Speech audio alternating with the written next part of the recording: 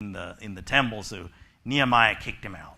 And just going a little down a side note, here's one of the things that Nehemiah, the book of Nehemiah, was the reason I started truly keeping the Sabbath, because in Nehemiah 13, I'm not exactly sure, it's between 15 and 18, they were selling victuals on the outside of the temple. The heathen were selling victuals on the outside of the temple to the Jews. And he said, "What an evil thing is this?" He called buying and selling on the Sabbath an evil thing. And that just, the Holy Spirit was like, that I'm trying to tell you something. Because at that time I was still going to Bob Evans every Saturday morning to eat.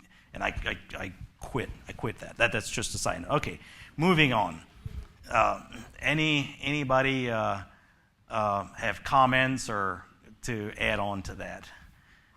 John, you were studying this, weren't you? I can see you're all fired up. That's good.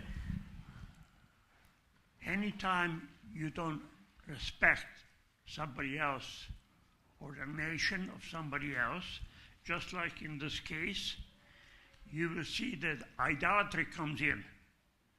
The first thing you do, turn yourself from the original, and you go, it's a study, but it's good, you know what I mean? So is that today, you know what I mean? We can see in the Middle East, the two nations can one another. They hating each other. And at that time we had some kings who are to hate somebody else. So we can see that even today. It's even happening today. Yes. That like, so look at all the nations in the area. Yes. They all hate each other. Yeah. And it is 3,000 years ago, it was exactly the same as it is today over there. And they were fighting infighting. So, yeah, go ahead, Andy.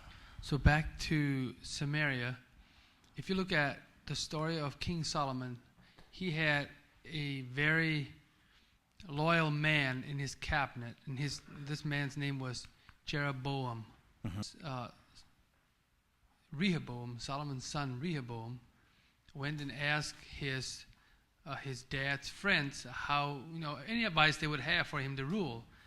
And they said, well, less taxes, kind of let the people a lot of taxes, and he was a little oppressive.